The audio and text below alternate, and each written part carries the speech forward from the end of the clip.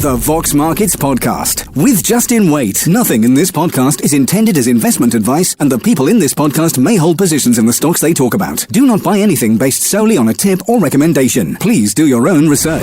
Welcome to the podcast on Monday, the 1st of March, 2021. On the podcast today, Tim Watts, Chief Executive Officer of Shield Therapeutics, talks about their recent £25 million fundraise and what the funds will be used for. Plus, Andrew Hall, Chief Commercial Officer of Vox Resources, and Marcus Brewster, the new General Manager of its Baita Plai Polymetallic Mine in Romania, talk about operations and the revised mining plan. Plus, Alan Green, CEO of Brand and Communications, talks about OnTheMarket, Bacanora Minerals and Lexington Gold. And we also have a heated discussion about diversification.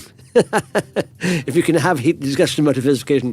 Plus, as always, at the end of the podcast, I cover two lists for you, the top 5 most followed companies on Vox Markets in the last 24 hours, and the top 5 most read RNSs too. You can check out those lists at voxmarkets.co.uk. We can see lots of other content. In fact, there's an article there on Union Jack Oil acquires further 15% in Pedal 253. There's also SP Angel Morning View. Strategic Minerals, there's an article there. Equals secures first cryptocurrency partnership. And of course, don't forget, check out our COVID-19 index. Biggest riser on the index today is Gfinity. Oh, no, Gene Drive just jumped to the front there. Up 13%. Gfinity second, React Group third, Therapeutics fourth. So Gene Drive is up 13% to 124. Our biggest faller today is Dev Clever Holdings, down 5% to 28 pence. Check that out at voxmarkets.co.uk. Vox Markets is an online community of investors that runs a free mobile and desktop platform that allows you to track news and updates about any UK-listed company, offering RNS push notifications, detailed charts, pricing data, and much more. Find out more at voxmarkets.co.uk/app. And joining me on the podcast right now is Tim Watts, Chief Executive Officer of Shield Therapeutics. STX is the ticker there. Tim, thanks for joining me. Thank you very much, Justin. Good morning. Yeah, and you raised a decent chunk of change last week, 25 million in the place in there, subscription as well. So we'll talk about that and what it's going to be used for in a bit. Before we do, as always, Tim, if someone's listening and not quite familiar with Shield Therapeutics, explain what the company's about, if you could. Okay. Shield has a product, the brand name is Acrifer in the US, Ferrocru in Europe. It's a novel oral treatment for iron deficiency, which is a very widespread illness, and you see it across many disease areas. But what is great about our product is that it is a well-tolerated oral product, and we've shown in clinical studies how effective it is, and therefore it offers potential advantages over the other existing oral products and also over intravenous. So we're very excited now about the opportunity to launch this in the States. Yeah, absolutely. Okay, and so the fundraise, 25 million at 30 pence. Explain the thoughts behind this and the rationale. What's happening, Tim? So we decided over the last few months that launching the product in the US could offer our shareholders substantially more value than doing a license deal, which is what we had been looking at. And obviously, to do that, we really needed two things. I mean, first of all, we needed a credible team in the US who could launch the product for us, and we've brought some people in that we believe, will be very good at that. We also needed, we estimated $30 to $40 million in order to finance the launch and to take the company through to the point at which the company as a whole is generating cash rather than burning cash. And we estimate that, as I say, that 30 to 40 million will allow us to do that. And within 15 to 18 months' time, we should be able to be self-sufficient. And that's the background to the £25 million raise. We hope also that we can raise up to another £4 million through the open offer that we've announced and is going out with the circular today. So all told, around £29 million will give us $40 million or so to launch the product. Yeah, absolutely. Marvellous stuff. And like I said, there was lots of demand for the placing, or was it okay? Yeah, we had, I haven't sort of actually totaled them up, but we probably had 20 or more new investors come in. Mm-hmm. So we were very pleased. There's a lot of interest in the opportunity, and I think the investors in the placing can see the upside. Yeah. Okay. And just talk us through, if you could now, next sort of say 6-12 months, what are you hoping to achieve? Okay. So we've got a team of 4 guys in the US, and we brought them on board in around early November last year. But they'd actually been looking at Aquifer for some time, because they were working for one of the companies that we've been talking to who might have licensed Aquifer from us. So they've actually been looking at Aquifer for a good deal longer than 4 months. So they're well versed in the product. And they've been doing a lot of preparation over the last, as I say, number of months around the supply chain and the logistics. And we have product ready to sell, sitting actually in Europe at the moment, but it's ready to be shipped to the States. It could be there sometime during this month. We've got the logistics all worked out, so how we distribute the product all around the US. We've then looked at market access. How do you get the insurance companies who support obviously a lot of the patients in the US in terms of how they pay for their medicine? We've been talking to them. We worked out we think where the right price level is for this product. We've also been thinking about how do you communicate to the medical community the sort of science, if you like, behind the Aquifer. It's not a particularly complicated story, but nevertheless you want to be able to explain through key opinion leaders why a product like Aquifer offers advantages over the existing therapies. And then, of course, we've been building up the selling and marketing activities, and we'll be in the next few months we'll be bringing more people into the company from a Salesforce perspective, from a medical liaison perspective, also some of the back office and marketing. So all of those with now that we've got the cash, or at least once the shareholder meeting takes place in a couple of weeks' time, once we have the cash, we can really let the US team get going, so that we hope that sometime during the second quarter we will be able to launch the product fully and get going with the selling by the end of the second quarter of this year. Mm-hmm. Marvellous stuff. Okay, Tim. Well, as always, if someone's listening right now and likes the sound of the progress you're making here and the potential this placement gives you, but are not yet following the story, give them 3 quick reasons why they should hit that follow button on your page on Vox Markets and add Shield Therapeutics to their watch list, please.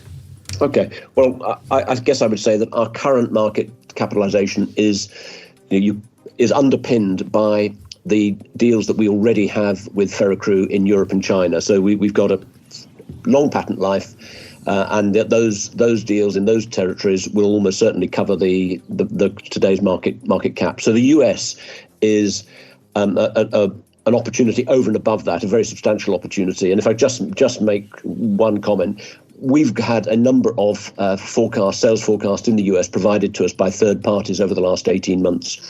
And consistently they say this product could do $100 million in the third year from launch. And by years 5 and 6, you could be getting to $300 or $400 million. And this is a 90% gross margin product. So the opportunity for cash generation from the launch of Aquifer, and therefore the upside to the share price, is very substantial. Yeah, marvellous stuff. Tim, good to chat to you, and hopefully we'll catch up in the not-too-distant future. Thank you very much. Thanks very much, Justin. The Vox Markets Podcast with Justin Waite. And joining me on the podcast right now is Andrew Hall, Chief Commercial Officer of Vox Resources, and Marcus Brewster, Vox's new General Manager of its Baita Plai Polymetallic Mine in Romania. Guys, thank you very much for joining me. Thank you. Now, before we start and ask you, an update on the progress there and general company as a whole, for people maybe not familiar with Vox, could you just give us a brief summary as to what the business is all about, please? Sure. Vox Resources is an AIM-listed mining company with polymetallic mining assets in Romania and diamond opportunities in southern Africa. Marvellous stuff. Okay, Marcus, tell us more about your role as brand new role as General Manager of Baita Plai, if you could. Yeah, so I'll be taking entire responsibility for the operation there, which is obviously safety, mining production, all the way through to deliveries to our offtake partner, and also looking after the resource expansion projects. So I believe this is a new position for Vox. They previously had a mine manager, purely focused on the mining operations, with Craig Harvey, our long-standing Chief Operating Officer, looking after the rest. However, the board exco understood that as Vast transitioned Baita Plai from a development asset into a new producing mine, they needed certain and specific skill sets, and that's where we began discussions a few months ago. Yeah, well, take us into that. I mean, you had a specific skill set, like you said, in mind. Could you give us an idea of your experience and why this position and asset sort of appeal to you? Sure. I've been working as a senior mining professional now for over 20 years. And my background as a general manager has looked at actually 2 significant turnaround projects, as well as managing technically challenging mining operations. I'm both a geologist and a mining engineer, which gives me a bit of a broader vision, I suppose. And I've worked for both AIM-listed juniors and some of the world's larger mining companies in jurisdictions ranging from southern West Africa through to South America, Southeast Asia, and Eastern Europe. So, I mean, obviously the asset now is at a critical time in its development. I'm really quite excited to be involved at this important stage, not just to get the mine up and running and delivering on its true potential, but I'm also thinking about really what additional value this asset can reveal over the longer term, 5, 10, 20 years. And I really believe this is a truly exceptional asset, and we're really only looking at the tip of the iceberg right now. There's a lot more to discover, I believe. Okay, yeah. And you guys, you released, Vast released an announcement on Friday updating the market about a revised mine plan. Andrew, could you explain why this was required, please?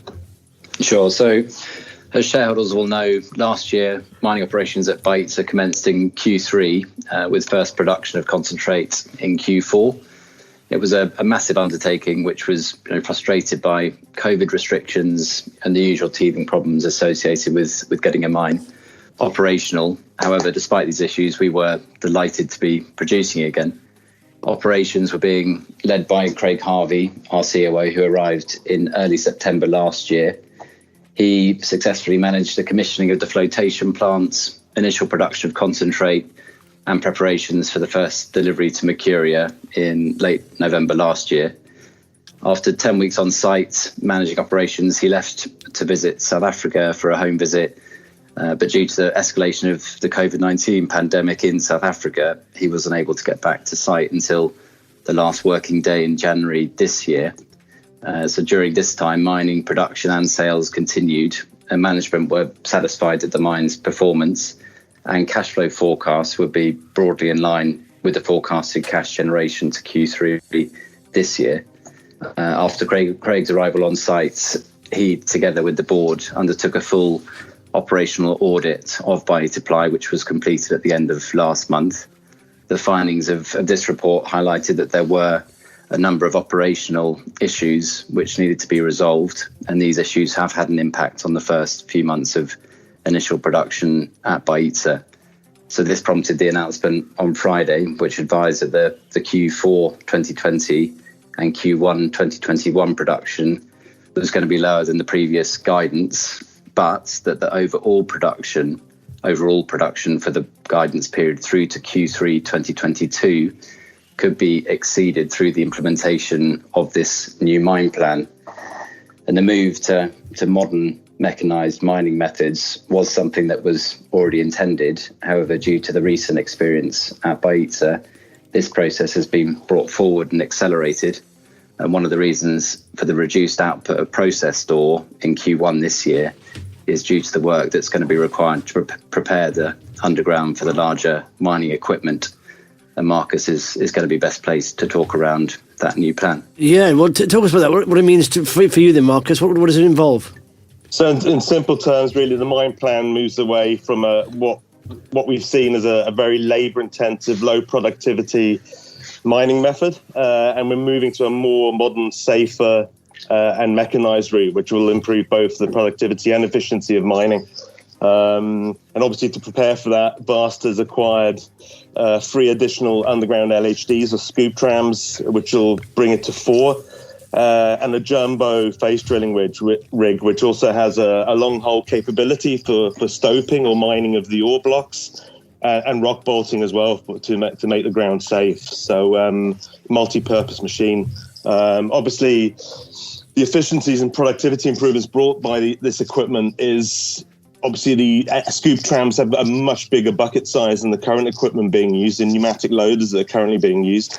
And also the jumbo drill can do a lot more in a single shift than the handheld drill rigs can. We're talking approximately 10 times more, therefore allowing more opportunity for the LHDs to be used more productively as well. And as the mining teams are trained and become familiar with the equipment, I would expect this to improve further. It's also a much safer way of mining. There are less people involved. They spend less time in the work areas, and they work from the protective cabs of the equipment as well, so it's a lot safer. Yeah. In order to accommodate the scoops and the jumbos, we're just having to reprofile the underground galleries to take the LHDs, and we're accelerating the decline development to get into the other areas of the ore bodies too. So there's a lot of work going on around that too. So we're also looking at some sorting or concentration technology. We've taken some samples and we're just waiting for that test work to get back before we can move forward on that. But that's something we're also looking at. Yeah. And will this new mine plan and the new production guidance, will it impact the financing discussions going on? So, yeah, just to clarify on financing. Yeah. So the asset-backed finance discussions with the bank that ended with them not proceeding in January this year under our current corporate structure was not and it is not related to Baita and the performance of the mine so far. These discussions didn't progress because of factors totally unrelated to Baita and indeed unrelated to Romania. I wanted to point that out because I know that some investors have been asking if this was a red flag, and it's not and was not. But the mine plan that we're now putting in place will, over the longer term, certainly enhance the production at Baita Plai and improve the overall parameters for the negotiations with not just the bank but also other lenders who we're in discussions with. Importantly, from an asset-backed debt point of view, debt investors are focused on the long-term productivity of assets over the term of a financing, which, based on standard terms, is circa 3 to 4 years. And so looking at that, Baita over the next 3 to 4 years, and indeed beyond, looks increasingly positive from an asset-backed debt perspective. However, we of course recognise that not everyone has got those time horizons for investment, and I'm talking specifically of our register of private investors whom collectively hold a significant proportion of our shares. Friday's announcement is going to have been disappointing to a lot of people, and indeed it's not the upbeat first report on production that we were hoping to issue.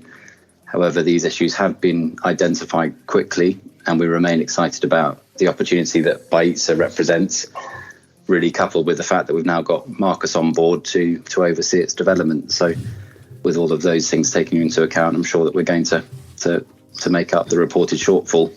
Yeah. And importantly, we also maintain a good cash position, even taking into account the acquisition of the new equipment.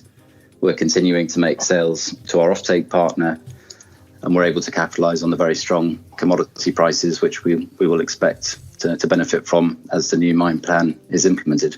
Yeah. So it sounds like, Marcus, you're a busy few weeks, months ahead. Are you looking forward to it? Yeah, I am actually. I mean, it is a busy few weeks, but it's par for the course. That's mining, and I'm really looking forward to really get stuck in. And I'm confident that what needs to be done will be done. And from my view, this certainly isn't a disaster. We've got a bit of operational flexibility of the equipment, I believe, and it's an incredibly compelling project. We have a fair wind in terms of obviously strong metals prices and a huge amount of historic investment sunk in by the previous developers. And I think Baita Plai will quickly come into its own and start delivering an impressive performance for our shareholders. Yeah. Okay, guys. Well, 3 reasons then, if someone's listening right now and likes this revised mining plan and what you're doing, you guys coming on board and the plans you're setting out, but are not yet following the story, give them 3 quick reasons why they should hit that follow button on your page on Vox Markets and add Vast Resources to their watch list, please. Sure. So I think Vast have made the difficult transition from explorer to producer. Second, with a strong cash position, even with the acquisition of new equipment. And finally, the majority of our cash flows are generated by the sale of copper concentrates with gold and silver credits three metals which are experiencing high pricing and demand is set to continue. So it's going to be something that we'll directly benefit from.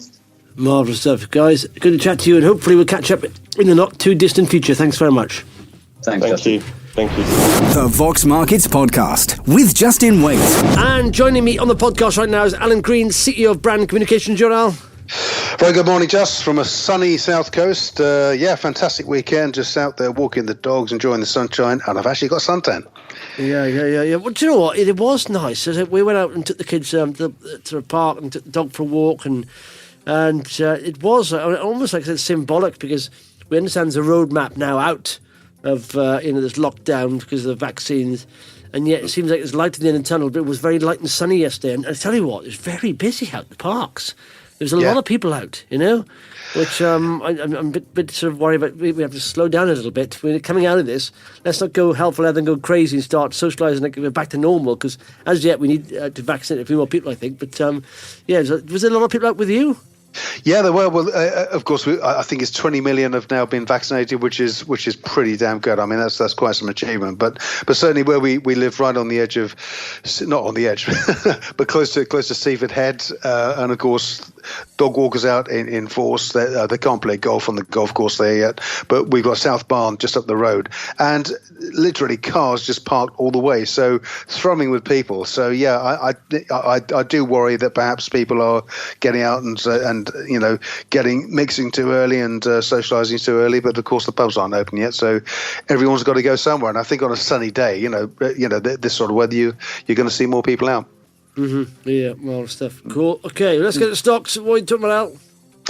Right. Okay. You've done some videos on this, which I've noted with interest, and we've spoken about this before. OnTheMarket, OTMP is the EPIC code, and I did one yesterday actually. Just looking at Rightmove and OnTheMarket, and OnTheMarket's growing. Rightmove's not. I think they've hit their peak, and they do a bit of a topple because there's a lot of competition out there. OnTheMarket, I say, is growing, and in fact, I don't think I can't. Obviously, Zoopla's not public, is it? So I can't get the figures for those. But last time I saw, they weren't growing either. The only one growing was OnTheMarket. Yeah, I think, and they are really sort of making progress. I mean, the company put out a year-end trading and operating update last week, which I think you covered. But you've got revenues now of 23 million. I think they're expecting 22 and a half, and it's now 23 million. That's up from 18.8 million previously. A pre-tax profit of 2.3 million. That's from a 9.2 million loss previously. So that's a big step forward. They're now profitable, and of course they're ending the year with net cash of 10.7 million, and the rate of progress continued into January. They delivered 1.8 million new leads, which is an incredible number considering. But of course, this is the time of year when everyone's looking to either move or sell their house or whatever. So perhaps not such a surprise. And of course, the company have no borrowing, so it's a debt-free company. Jason Tebb, who stepped in as CEO, formerly from Ultimate Holdings and LSL Property Services, and Chesterton's, I think Foxton's as well at some point. He said that he expects the marketing spend to return to normal as the year goes forward. And of course, we've also seen quite a few issues of equity and extra shares being issued. These are, of course, to the estate agents that are have actually got ownership in this business. And I think that's the USP that OnTheMarket has, which is why we are continuing to see this company grow, and others, as you say, like Rightmove, fall in value. And Rightmove delivered its full year results, and these numbers are really telling. I mean, revenues fell 29% to 205 million. The operating profit fell 37% to 13.5 million. Earnings per share down 36%. They paid a final dividend, ending the year with net cash of 96 million versus 36 million previously. So that's a positive for them. So I guess you could say that they've just about got enough cash in the bank to buy OnTheMarket now, because if I were running Rightmove, I'd be looking to gain market share any which way, and OnTheMarket OnTheMarket seem to have the right model right now. So will there be a takeover? I don't know, but either way, as I said before, Rightmove still has this incredible valuation. I can't see that lasting, but I think we're on the market right now. We're trading with a market cap of just 78 million. Shares are traded as high on there as 145p, and we're currently at 110 pence. So plenty of scope for upside, plenty of growth potential this year, and of course the company will probably want they pay a dividend too. It's odd because if you look at the valuations on the market, Rightmove are valued 66 times that of OnTheMarket. Yet, but the revenue is only 9 times that of OnTheMarket. The advertisers, you said they got 19,000. Rightmove OnTheMarket's got 14,000, so not hugely behind them. And if you look at the price charge, it's ridiculous. Like OnTheMarket average, if you look at 14,000 average, the charge per advertiser per month is 136 quid. OnTheMarket is 778 quid, but that's only lower because they give discounts due to COVID.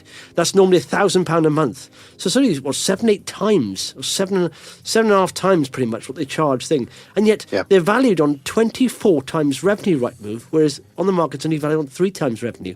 So there's a big gap in between that, So I said, listen, if I did a forecast on the video yesterday, and I said, if Rightmove do 20% a year growth, which is they can do that. He did that. They did 22% in a COVID pandemic year. So, and that's with discounts as well. They can grow it to 20% a year, pretty much. By 2025, they'll be valued at, and this is on 10 times revenue, not 24 times, but above the 3 times. But it's still way less than Rightmove. So 10 times revenue. They should be valued at sort of close to 9 times what the current valuation is.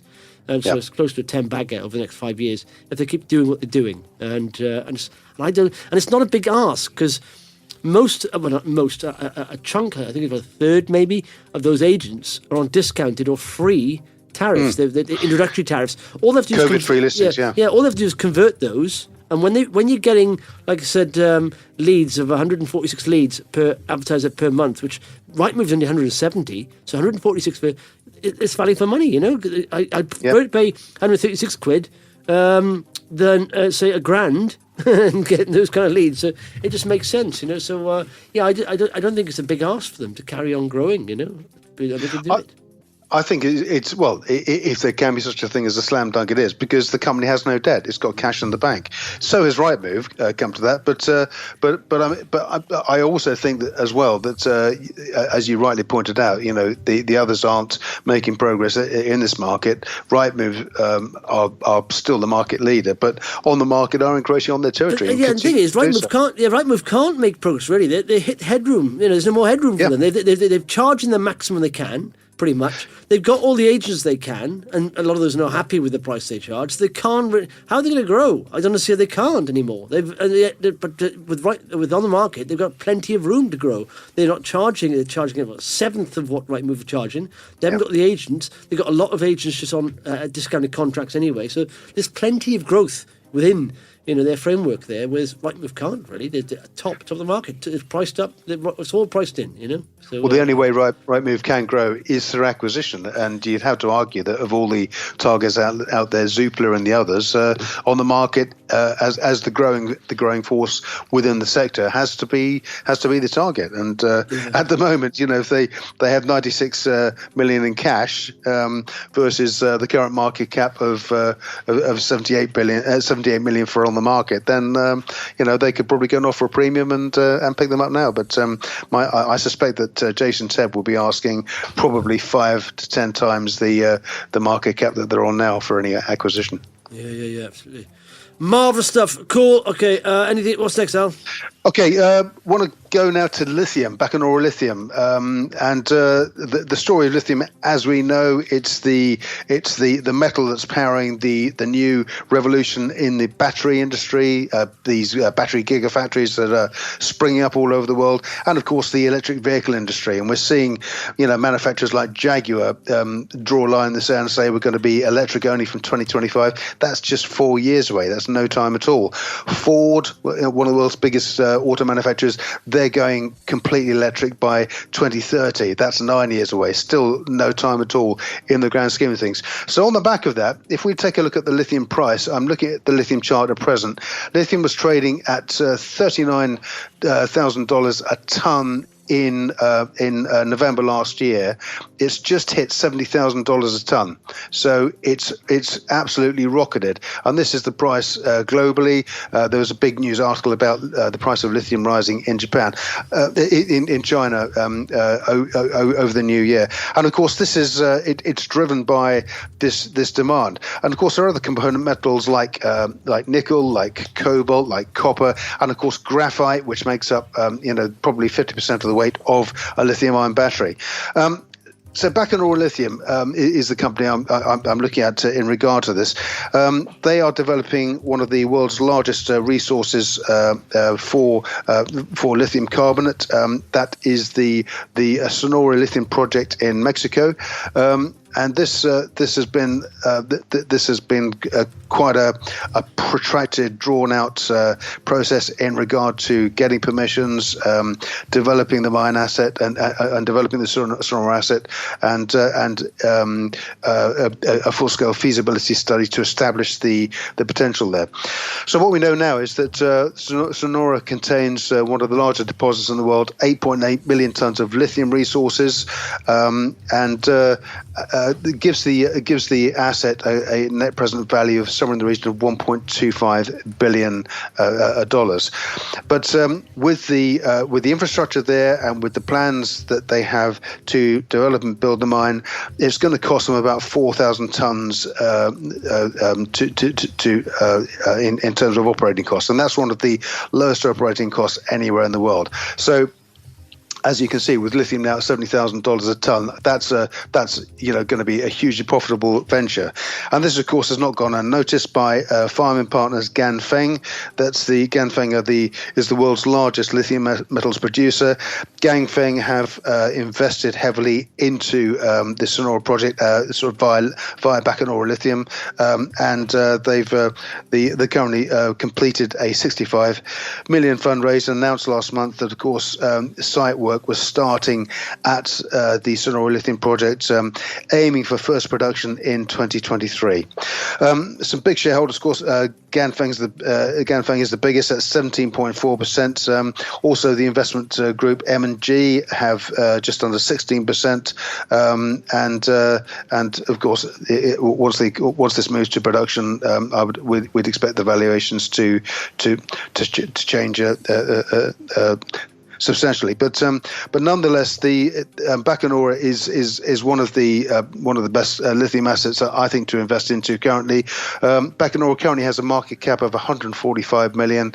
Shares are traded as high as 69p on the year, as low as 14 pence, and currently trading at 44 pence. So, as of yet, they don't. The share price doesn't, to me, seem to reflect the sudden sharp upward move in lithium. So, looking at the chart here, I think the share price will probably catch up and reflect that sharp move by lithium over the next few months. But either way, at the current levels, I think it offers a great investment if you're looking to get into EV and battery metals investing.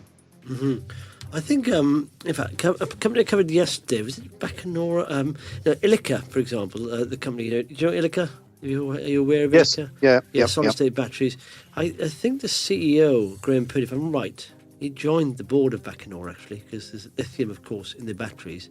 And it's good that he's got, a sort of a foothold. Where is it? I'm sure it's Bacanora. I'm trying to scroll down and see. Yeah, I'm sure it was, but... let me scroll. Yes, that's right. CEO is Graham Purdy of Ilika has been appointed to the board as an NED of Bacanora, because of course the supply chain there is critical in batteries. So and of course it's only going to be one. I mean, let's be honest. There are other types. There's hydrogen. There's other types of renewable energy, but EVs is the dominant player, isn't it? That's what's going to win out pretty much the majority of the market share.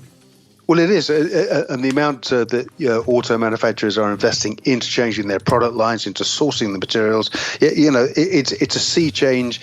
I mean, the internal combustion engine, its days are numbered. It's not history yet by any means, but those days are numbered. So the drive globally is to source these battery metals, and Sonora probably is one of the better developed ones. It's further down the road, so everything's in place now. Site construction is underway, so first production expected in 2 years' time. So that's pretty close in evolutionary terms for a mine. But certainly there are other lithium investors. Just to say, of course, Cadence Minerals, KDNC, also has an interest out there with Bacanora. It has an interest in two of the concessions out there owned by the Sonora Lithium Company. So it's got a very exciting future in the coming 2 to 3 years. Mm-hmm. Marvelous stuff. Cool. What's next, Al? Finally, we're on to a little gold mining company called Lexington Gold. This is, of course, the former Richland Resources. Name was changed at the end of the year, and I've been following this company. I took a stake in the company last month, and I think it's got a really exciting future. Lexington Gold is, as the name would imply, it's a gold exploration company, and it's operating in South Carolina in the USA, and of course that's a very benign environment. The US encourages mining companies and provides a very positive environment for those companies to operate in. Also, the location of the mining exploration projects are close to highways. They've got good energy, good support services, and so on.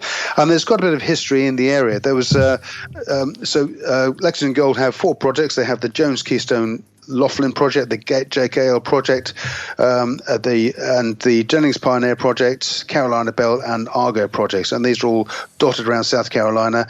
One in particular is close to the Barite Hill project. This is the Jennings Pioneer project, and it's actually 600 meters from the Barite Hill mine, which is a producing gold mine, and they believe that the Jennings Pioneer asset is a potential satellite deposit. But today they've announced they've commenced drilling on the Jones or the JKL project. They're drilling 6 holes. They have producing a 3D model from the information that they've gleaned already through soil sampling and surveys.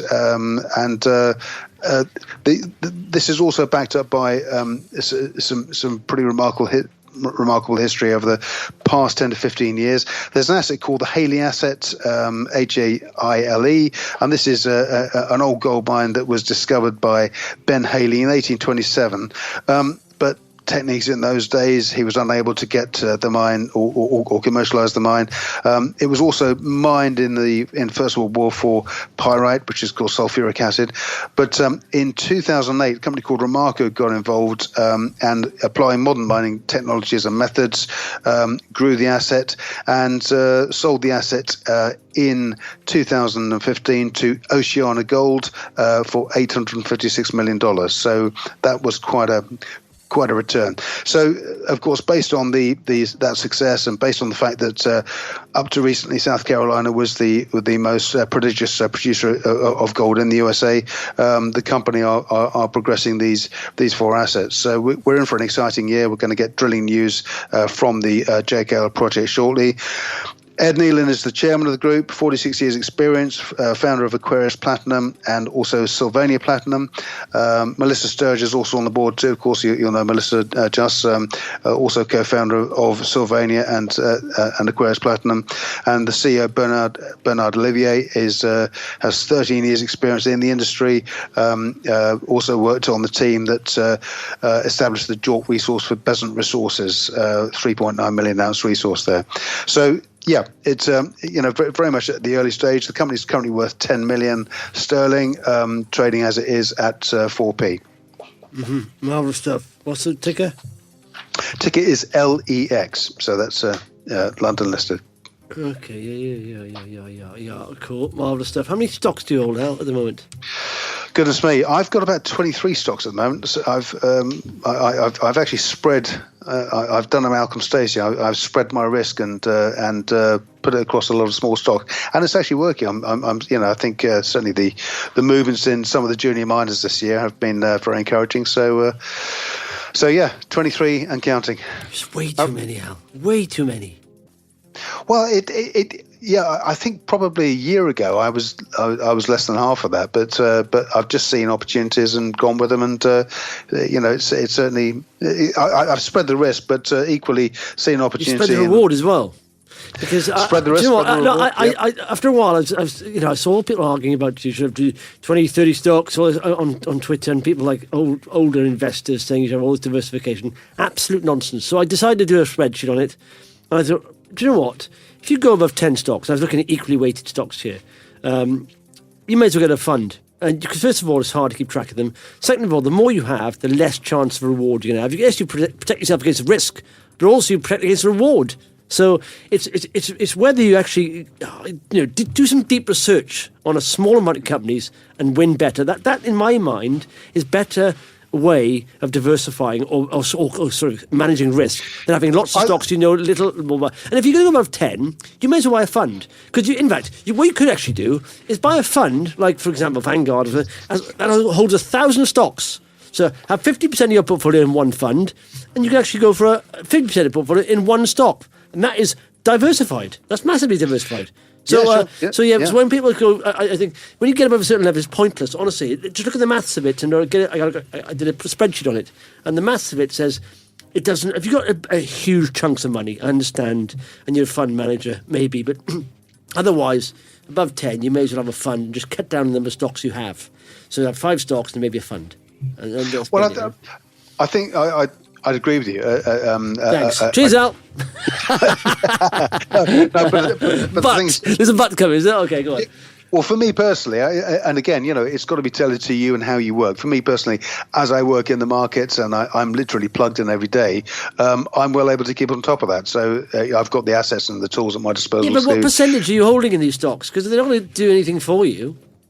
Well, what percentage of your entire portfolio do you have in these stocks? Because of course, you can only have less than 5%, pretty much, or if you're equally weighted. So, and then, like I say, to do well out of that, you can have, even if one of these stocks 10 bag, you're not going to do. It's not going to. It's going to raise your portfolio by 5% or something. What's the point? I've got a block of funds which are doing well. As well. Yeah. I've got a block of funds. I've got a block of FTSE 100 stocks, and then I've got and then the rest are made up of a range of technology and mining stocks, primarily. But let me say one thing, right? Listen, if you hold, for example, say 20 stocks, right, and one of your stocks, and they're all equally weighted, okay. And one of your stocks does a 10 bagger, which is very hard. They don't come along very often. If you want, if you get a 10 bagger, you want to get some reward from that, right? If you own 20 stocks, your entire portfolio will only go up by 50%. So I want more than that. I want if I get a 10 bagger, I want at least double my portfolio value from a 10 bagger. So that's why you need to go into 10 stocks. Now, if you want to triple your portfolio, your 5 stocks and 1 10 bag, you'll triple the value of your portfolio. So what I'm saying is, you are affected, and there's no way around that unless you go all in on one stock. Obviously, you don't want to do that. I mean, you've got to look at it because you are blunting your reward, the chances of reward as well as risk. Now, like I said, Buffett said, diversification is protection against ignorance, essentially. If you have lots of stocks, you can't keep over them. You may as well better do a deep delve research on a couple of stocks, and if you want a diversification, buy a fund as well. But really concentrate and get to know those 3 to 5 stocks rather than trying to get to know 23 stocks. I'd say probably 15 of those I've got very detailed knowledge of, so I'm quite happy to hold them. But also as you get older too, you tend to spread your risk around. Sod that. Yeah, listen, you want to earn money. That's what you want to do. You want to earn money. You're a youngster. I'm getting on in age, I'm not. I'm 50. I'm 50 this year, and I think, you know what? And I know the more research I do in a company, the more I know about the risk. So the more companies you have, the less you know about the risk. And so you don't mind one dropping out. But the thing is, if you actually do a lot of research, it's a good chance one will never do badly. If you look at the right sectors and they've got cash and you know the management and you research it to the inch of its life, you can have a left field thing happen. Of course, black swan event, of course. But I mean, generally, the more you know about a company, that's diversification against risk. I think Yeah. Yeah, I've 3 stocks in a fund. A fund has 1,000 stocks in it, so you don't need more than that. So you don't need, So that's what I'm saying. I mean, I think a lot is talked about diversification and the fact that people. No, I've seen people more older sort of investors thinking you have to have upward of 20, 30 stocks. No, not for a private investor. And if you're only a smaller pot of money just starting off, you're going to find it very hard to make any headway. With that amount of stocks. Unless you get a 1,000 bagger or something, Yeah. But I think my strategy and approach to this just has been to spread the risk. Be diverse, because I think diversity is a good thing. I do have knowledge as well, so you don't need that exactly, Al. You don't need it. If someone said to you now, hang on, let me say one thing. If someone said to you, Al, but I'm in the market, pick your best 5 stocks. Oh, goodness me, yeah. Then you have to do some quality assurance and quality checks, and you go through and you realise, in fact, that one's a bit dodgy. I don't really feel that one. And one is you're really certain on, and then what happens if you cut because you're only going to earn if you are the market, you're just going to earn the market. You're not going to beat the market. So to outperform the market, you have to less the market. You have to those stocks you're really confident about. You go with those because that's how you win out. Surely not by having. Because you're worried about volatility, you have lots of stocks because that blunts performance as well. Well, I mean, probably through circumstance, I've got a large position in a couple of stocks in another dealing account, which have just come about through circumstance. So, and I'm quite happy to hold that and hold those stocks and take a longer term view. On the basis that you've described, which is to deliver, possibly a 2-bagger, 3-bagger, 5-bagger, whatever, maybe more. But certainly that strategy has served me well. I mean, I grew my portfolio by 37% last year. So that I'm quite happy with that. And not with 23 stocks, really. Less than that, though, isn't it? You had less than stocks than that. Like you said, you started off with half of that. Yeah, that's right. So that growth probably enabled me to add to that portfolio, and certainly the. But going forward now, that'll be less though. So literally, if you double the amount of stocks you hold and holding sort of equally percentage-wise the same amount in each, pretty much, then that growth you got there will be halved next year. Well, yeah. But thus far, I've got to go on thus far, and clearly, if there's a correction, I've got a figure in mind that I'm aiming for with a portfolio this year, and if I have to change strategy and sell a block of the stocks off, I'll do that. Equally, if I see an opportunity to add more, then I may well do that too. So it's a moving feast, isn't it? We're talking now. The markets are in the current status they're in today. That could change tomorrow, as you and I well know. Out of a clear blue sky, we could see a change. There was a big bond sell-off last week that spooked the markets, and this sort of thing happens all the time. So you've got to be able to react to it. And do you know what? The more I think about it, they don't need to react to it. Generally, if you're holding good companies, the longer I spend in the market, the less time I think. In fact, trading is a waste of time. It's literally trying to jump in and out. I mean, I did hold quite a bit of cash before the last crash, which to me that was. Even before the pandemic came around, there was signals of overheating and all this stuff was going on. So, and the spreads and the version of the curve and all that stuff was happening. So, then was time to be in the market was quite buoyant. But generally, I think it's trading and trying to guess the market. It's a false economy. If you've got good companies, they'll grow, won't they, over the years? You're not trying to sort of guess the markets. I mean. Often I'll buy and sell the same stock because I see it move to a point. You spot a trading pattern. You're in at the bottom and then out at the top, and then the cycle repeats itself. And there are companies that I've seen in the portfolio that will do that. So you're not a dirty trader, Al, are you? You're not a dirty trader. I think you're I thought you were a wholesome investor. I'm into trinvesting, which is a combination of trading and investing. Well, I'm a tech mentalist. I do look at the fundamentals and the charts, but I base my decisions on what to buy on the fundamentals and when to buy on the chart. Always on fundamentals, but because there is a price disconnect. Such as what I believe to be a price disconnect between Bacanora lithium and the price of lithium right now. That's. But I think the market's probably waiting to see whether that's a sustained. Do you know what I'm saying though? Just about the amount of stocks you have, and what I'm saying is, Al, if I had said to you, pick one stock now in your portfolio you're super comfortable with and you're super happy with, and you want to put all your money in, now you'd have to start looking. Really start cutting the wheat from the chaff and look at quality stocks, and you think, okay, what am I happy with here? And do you know what I'm saying? And what Warren Buffett said about diversification is the protection against ignorance, and it is to a certain extent, because you can be less research and have more stocks, and you'll be okay, but you won't get returns. But do you know what I'm saying? If I said you pick one stock, and you really have to pick one stock, you do so much research on that one stock, or on the stocks, that you in the end you probably sway the odds in your favour that you are going to get a winner there. I think, but I think there's also, if we're talking about a mining stock, for instance, then you have knowledge. No, I wouldn't even look at mining stocks. Ridiculous. Yeah. I mean, I did a video recently on risk and rewards, and I said, listen, anything in certain sectors avoid. Oil and gas, and wildcat drills, clinical trials, and maybe resource and mining stocks. Who, in fact, they're not so bad resource stocks, because once you've got mineralization there, it's there. You're not going to, you do a blunt sort of drill, dig, you'll sort of get it up. But I mean, with oil, you can miss it completely, so but of course, but there are, I mean, there's certain sectors, that's what I'm saying, when you have to weigh it up and say, right, what's the risks and rewards here, that would come in as looking at resource stocks, you think, hang on a sec, that's a bit dodgy there. But I think anyway. I think if you're confident enough to jump in and jump out of the stock intraday, and also take a position in another stock, maybe an outsized position for the longer term, because you've done your research in the fundamentals, then that's great. I think if I'm happy to trade and jump in and jump out, and I'm happy to invest and hold as well. So I think having that broadened approach has helped my investing, and currently I'm comfortable with that number of stocks. We'll speak again in a week's time, and that may have changed. I'll have one stock. I'll have one stock in a fund, like you said. One stock in a fund. No, I've got 30. Okay, I've got 150 stocks. Yeah, okay, cool. Marvellous, cool, Al. Good to have a chat with that, but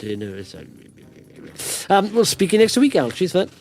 Speak next week. Cheers, Jess. Okay, it's time for the top 5 most followed companies on Vox Markets in the last 24 hours. It's been a rollercoaster ride for number 1, but at 5, Braveheart Investment Group down 26%, 73.5.